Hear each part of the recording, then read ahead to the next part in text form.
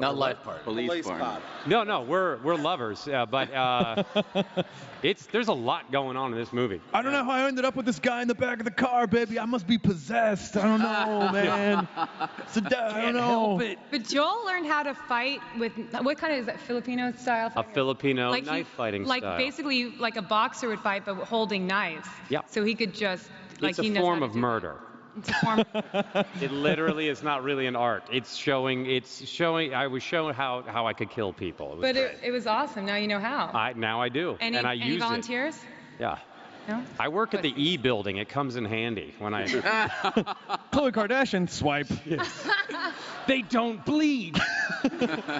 Bruce Jenner's empty. He's a husk. It's just sand coming out of him. You just punch through him. I cannot be defeated by conventional means.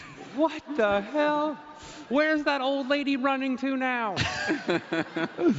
Is he? Hey, buddy, Ryan Seacrest. Scott, let's talk a little bit about, because obviously Exorcism of Emily Rose is a phenomenal movie. I adore that movie. What is it about this kind? I know it's a different story. I know this is more of a procedural. What is it about this kind of story that you really like as a filmmaker? I mean, I like that. Unlike zombie movies, where the audience knows there aren't really zombies, or vampire movies, there's no real vampires or werewolves. Exorcisms are a fact. You know, they really happen. And the footage that I showed Eric and Olivia is so disturbing because it's real. You know, it's real footage that happened to real people, and I like that. I like two things about that. I like that it allows a different kind of fear to enter into the audience if you do it properly, because it's a fear that goes, I think, deeper than other kinds of genre films. But I also like that it opens the mind to the mysteries of life, you know. And I'm a big believer that horror films are meant to be fun, and they're meant to be a form of escape, as all good entertainment is. But at the same time, they awaken good things in us when they're good movies. And in a good horror film, certainly a good exorcism movie, makes you think that the world is a bit more magical and mysterious than what you know, you're often told by the powers of the world, you know, yeah. that we've got everything figured out, and I don't think that's true, and I like movies that remind me that that's not true. Eric, did you spend a lot of time with Ralph Sarchie? I did. It wasn't really negotiable. Ralph was there from day one of pre-production through every day of the shoot, and initially I freaked out. I was like, we were doing a table reading, and when I do a table reading, sometimes I'm not even at the stage where I'm doing it in accent, you know.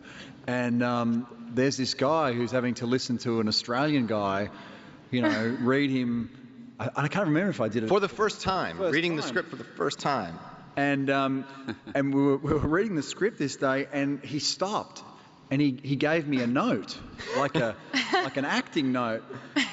And if it was 10 years ago, I would have just frozen and said nothing and waited for the director to come and defend me. And I just went, Ralph, don't listen or pay attention to a single word that comes out of my mouth today. And he got it, and he was like, he respected it, and he left me alone, and we ended up becoming really good friends, and it never freaked me out beyond that point. He was on set every day. In fact, it was the other way around. There was a few days where he refused to come to set because he didn't want to see what I was doing because my acting was so bad, apparently. It's like, I really don't need to be exposed to any more of that. So there were times where he wouldn't come because he just didn't want to see what we were filming that day. But yeah, so it was a mixture of initially terrifying and then just fun. But is it strange? I mean, how do you approach a character that's a real guy in the world as opposed to someone that's completely made up?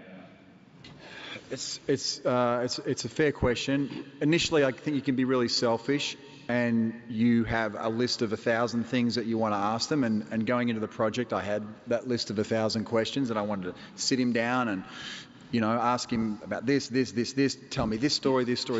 And honestly, after 2 days, luckily we hit it off because we both love motorcycles. And I just went, I'm not asking him anything. I'm not asking him a single thing. I don't want to hear any stories. I don't want to know about any police procedure, nothing. And I just shut my mouth and I just listened to him. I listened to him talk to other people. I listened to him talk to the crew. I watched the effect he had on people. I watched the effect he had on the cops who would come to visit the set. The older officers were so excited they were going to meet Ralph and see him again, and the younger officers were absolutely shitting themselves that they were finally going to meet Ralph Sarchi. Like, he had this incredible physical presence and reputation. So I just thought it was more appropriate to just sit back and just be an observer of all that rather than interview him, you know? Yeah.